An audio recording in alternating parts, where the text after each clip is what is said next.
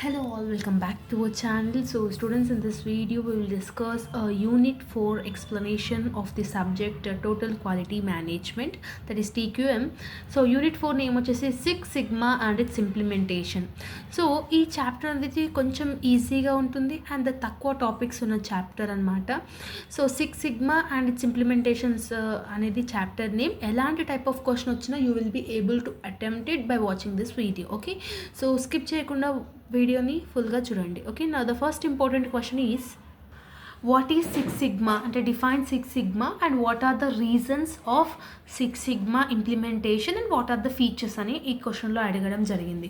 So 6 sigma అంటే ఏంటి అని అంటే ఒక టాస్క్ని కానీ ఒక జాబ్ని కానీ కంప్లీట్గా కానీ లేదంటే హాఫ్ ఆఫ్ ది థింగ్ కానీ మీరు కాన్ఫిడెన్స్తోని కంప్లీట్ చేస్తే దాన్ని మనం 6 sigma అంటాం. ఇది ఒక స్టాటిస్టికల్ కంట్రోల్ లిమిట్ అనమాట. ఇది ఏం చేస్తుంది అంటే, ఫర్ ఎగ్జాంపుల్ మీరు నీకు ఒక టాస్క్ ఇచ్చిన, ఆ టాస్క్ 2 daysలో కంప్లీట్ చేయమని చెప్పిన. సో 100%లో మీరు 70% ఆఫ్ ది టాస్కే మీరు కంప్లీట్ చేసినారు విత్ ఫుల్ కాన్ఫిడెన్స్ అనమాట. ఓకేనా? సో మీరు కంప్లీట్గానైనా టాస్క్ ఫినిష్ చేయడం అయినా లేదంటే సగం అయినా మీరు టాస్క్ ఫినిష్ చేసిన విత్ ఫుల్ కాన్ఫిడెన్స్ లెవెల్ తోనికి కంప్లీట్ చేసి దాన్ని మనం 6 sigma అంటాం. కాన్ఫిడెన్స్ లెవెల్స్ ఎంత అంటే 99.999.7% మీరు అంత కాన్ఫిడెంట్గా మీరు చేసిన వర్క్ 100% కరెక్ట్ అని ఫీల్ అయ్యేటట్టుగా చేయాలి. ఓకేనా? That is called 6 sigma. దీని యొక్క ఫీచర్స్ ఏంటంటే, ఫస్ట్ వన్ వచ్చేసి క్వాలిటీ ఆఫ్ ది ప్రోడక్ట్స్ అనేది ఎన్ష్యూర్ అవుతుంది. ఓకేనా? నెక్స్ట్ వన్ వచ్చేసి ప్రోడక్ట్స్ అనేది డిఫెక్ట్ రాకుండా ఉంటుంది. కంటిన్యూస్ ఇంప్రూవ్మెంట్ అనేది మన బిజినెస్లో ఉంటుంది. రైట్ టైం రైట్ ప్లేస్లో రైట్ ఐటమ్ అనేది మనం చేయడం జరుగుతుంది. ఓకేనా?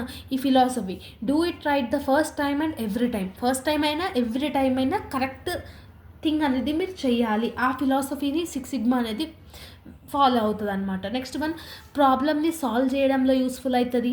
నెక్స్ట్ వన్ ప్రాబ్లం రాకుండా ఉంటుంది. ఇప్పుడు ఫర్ ఎగ్జాంపుల్ మీరు ఒక టాస్క్ ఇచ్చింది అనుకోండి, మీరు అది సగం సగం కంప్లీట్ చేస్తే ఏమవుతుంది, మళ్ళీ అది డబల్ పని చేయాల్సి వస్తుంది.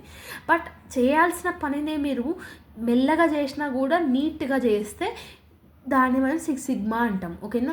ఈ ఇంప్లిమెంటేషన్ ఎందుకు, రీజన్స్ ఎందుకు, అసలు ఏమేమి రీజన్స్ అసలు ఇంప్లిమెంటేషన్ అంటే, ఫస్ట్ వన్ మనీ. ఓకేనా? సో 6 sigma అనేది one of the reason for the money. ఇదేం చేస్తుంది, టైంని వేస్ట్ చేయకుండా అదర్ రిసోర్సెస్ని వేస్ట్ చేయకుండా ఉంటుంది అనమాట.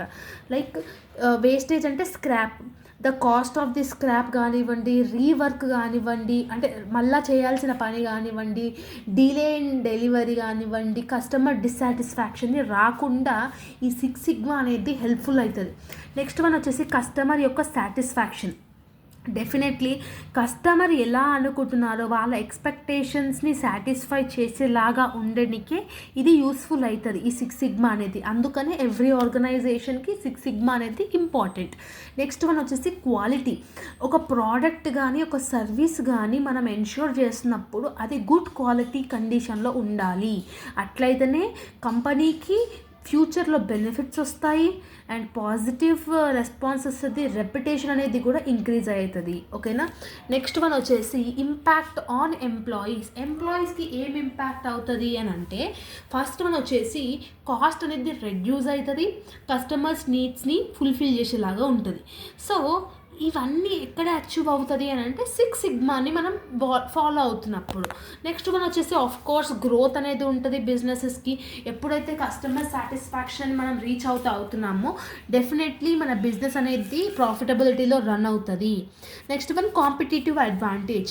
కాంపిటేటివ్ అడ్వాంటేజ్ అని అంటే ఏంది, నేషనల్ వైజ్గా కానీ లోకల్ వైజ్గా కానీ స్టేట్ వైజ్గా కానీ నీ యొక్క ప్రోడక్ట్ కస్టమర్స్ని ఇంప్రూవ్మెంట్ సాటిస్ఫాక్షన్ నీడ్ చేస్తున్నాం అంటే definitely you will be the competitor in the present market. So that is also one of the reason for to implement 6 sigma. Okay, so this is the important question. And next important question వచ్చేసి objectives and implementation. And ఈ concept ఏంటి, 6 sigma concept ఏంటి, దాని యొక్క objectives ఏంటంటే, first one వచ్చేసి to decrease variations. Variations అంటే ఏంటి, బోత్ ప్రోడక్ట్స్లో వచ్చిన కాన్ఫిడెన్స్ కానివ్వండి, క్వాలిటీ కానివ్వండి, ఇవన్నీ అచీవ్ చేయడంలో ఈ 6 sigma అనేది యూస్ఫుల్ అవుతుంది. డిఫెక్ట్స్ రీవర్క్ రాకుండా ఈ సిక్స్ సిగ్మా అనేది యూస్ఫుల్ అవుతుంది. ప్రొడక్టివిటీ లెవెల్ అనేది ఇంక్రీజ్ అవుతుంది. కస్టమర్ సాటిస్ఫాక్షన్ని ఇంప్రూవ్ చేస్తుంది. బాటమ్ లైన్ని ఇంక్రీజ్ చేయడానికే చూస్తుంది. అంటే ప్రొడక్షన్ కాస్ట్ కానివ్వండి, మెటీరియల్, మ్యాన్ వర్క్, ఇవన్నీ ఏవైతే ఉన్నాయో ఇవన్నీ తగ్గించడంలో చూస్తుంది అనమాట. ఓకేనా, this are the various objectives of six sigma. Okay, next important question ఏంటంటే draw and explain framework of six sigma అని అన్నాడు. సో ఈ సిక్స్ సిగ్మా అంటే ఏంటి, దాని యొక్క ఫ్రేమ్వర్క్ ఏంటి, దాన్ని డయాగ్రామ్ని డ్రా చేసి ఎక్స్ప్లెయిన్ చేయండి అని చెప్తున్నారు. సో ఇది one of the important question అనమాట. సిక్స్ సిగ్మా అనేది definition is the common for every question అనమాట. So definition and the meaning is the same. So framework ఎలా ఉంటుంది, దీని యొక్క డయాగ్రామ్ ఎలా ఉంటుంది అంటే ఇక్కడ మీరు డయాగ్రామ్ చూడండి. డిఫైన్, మెజర్, తర్వాత అనాలిసిస్ చేయాలి, తర్వాత ఇంప్రూవ్ చేయాలి, తర్వాత కంట్రోల్ చేయాలి. దీన్నే మనం సిక్స్ సిగ్మా ఫ్రేమ్వర్క్ అని అంటాం. ఓకేనా, సో దీని యొక్క ఫ్రేమ్వర్క్లో top management commitment, training, improvement methodology, measurement system, stakeholder involvement, ఇవన్నీ ఇంక్లూడ్ అయ్యి ఉంటాయి ఫ్రేమ్వర్క్లో. సో టాప్ మేనేజ్మెంట్ కమిట్మెంట్, ఈ టాప్ మేనేజ్మెంట్ కమిట్మెంట్ అంటే ఏంటి అని అంటే ప్రాక్టికల్గా కానీ సిక్స్ సిగ్మా కాన్సెప్ట్ని ఇది ఎంకరేజ్ చేసేటట్టుగా ఉంటుంది. It plays a vital role in the project sponsors.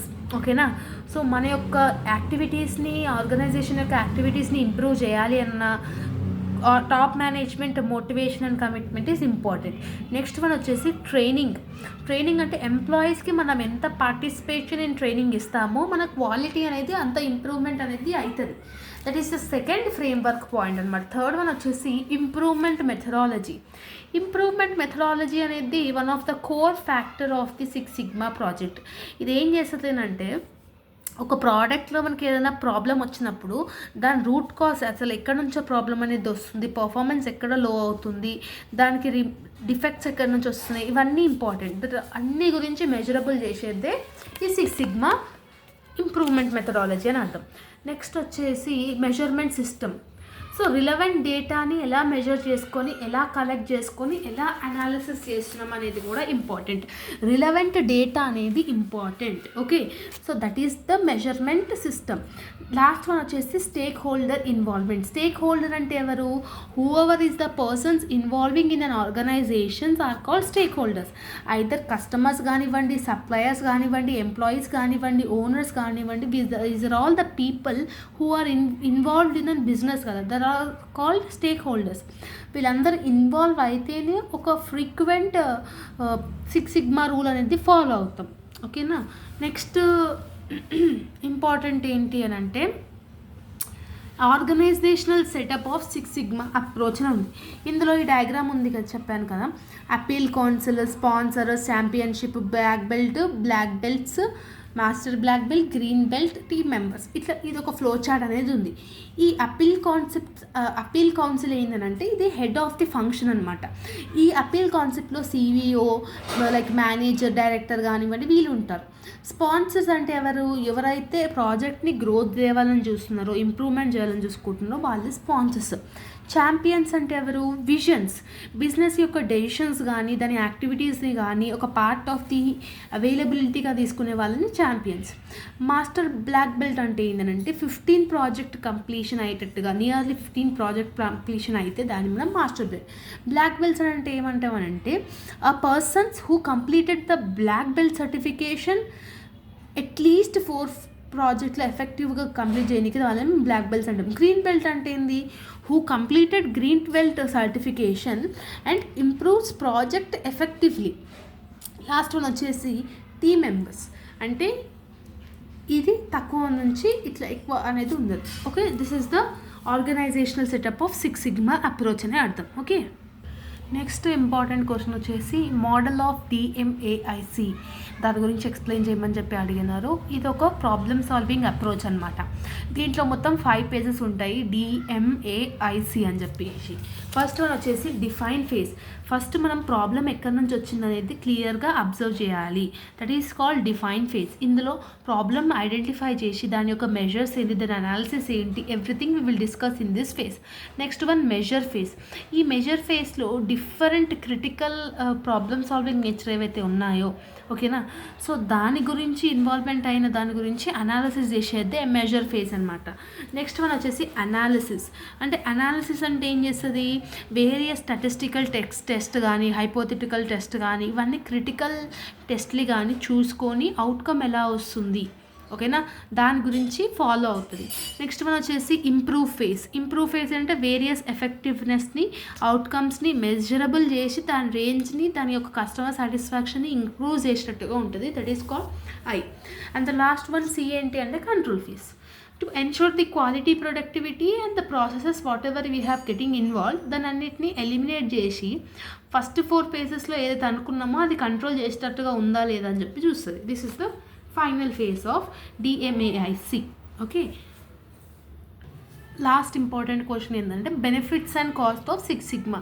ఈ 6 సిగ్మా వల్ల బెనిఫిట్స్ ఏమేమి ఉంటాయి, దానివల్ల మనకి ఏమేమి కాస్ట్ వస్తుంది అంటే ఫస్ట్ వన్ కాస్ట్ ఎక్స్పెన్స్ ఏమి వస్తుంది అంటే ఫస్ట్ వన్ వచ్చేసి ఇంప్రూవ్మెంట్ ఇంప్లిమెంటేషన్ కాస్ట్. అంటే న్యూ సొల్యూషన్స్ని న్యూ డిజైన్ని ఫైండ్ అవుట్ చేయడానికి డిఫరెంట్ ఎక్స్పెన్స్ అనేది మనకి అవసరం అవుతాయి. So that is the expenses only. Training cost అనేది is an expenses. Indirect payroll అనేది ఉంటుంది, అంటే కస్టమర్స్కి కానీ ఇంప్రూవ్మెంట్ ప్రాజెక్ట్స్కి కానీ మెజరబుల్ చేయడానికి టీమ్ మెంబర్స్లకి ఇవన్నిటికీ ఇండైరెక్ట్ పేరోల్ ఉంటుంది కదా. సో డైరెక్ట్ పేరోల్ అంటే ఏంది, బ్లాక్ బెల్ట్స్కి కానీ లైక్ ఇండివిజువల్స్ కీ రోల్స్ని పెయింటింగ్ చేసే వాళ్ళకి కానీ వాళ్ళకంతకే కాస్ట్ అవుతుంది కాబట్టి it is also one of the direct payroll అనమాట. Okay, then what is the advantages of 6 sigma అంటే ఏంటంటే ఫస్ట్ వన్ వచ్చేసి consistent success. Definitely when we improve our problem solving nature success అనేది ఆటోమేటిక్గా వస్తుంది. ఓకే, కంటిన్యూస్ ఇంప్రూవ్మెంట్ అనేది it will be possible only in the 6 sigma. Next one individual goals అనేది we can set up. Okay, 99.997% perfection అనేది ఒక ప్రోడక్ట్లో ఉంటుంది. Defect free products అనేది కూడా we will be able to achieve it. And value of customers ఉంటారు, enhance value of customers, rate of improvement ఉంటుంది. Okay, promote learning, executive strategic change, different types of advantages also we can achieve in 6 sigma. So this is the questions of unit 4 in TQM. If you are having any further doubts, let me know in the comment section. Hope you got clarity about this 4th unit. If you are having any further doubts, let me know in the comment section. All the very best for your examination and preparation. See you all in the next video. Bye bye everyone.